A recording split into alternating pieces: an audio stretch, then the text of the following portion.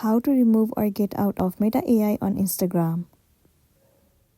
The very first thing you want to do is to head over to the settings of a device.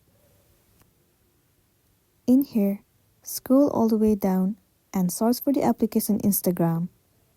Once you find it, head over to it. Tons of different options will be available to you, but you can see there is no any option where you are able to remove Meta AI. So what you want to do is go back and head over to your settings once again. And then move into General. Head over to iPhone Storage. In here too, you have to search for the application Instagram and then move into it. The option of Offload app will be available to you. Simply click on it and once again click on Offload app. It will clear the cache and the storage of the application. Not only that, it will also remove the Meta AI and then you'll be good to go. So that's all for today, and this is simply how you can remove Meta AI on Instagram.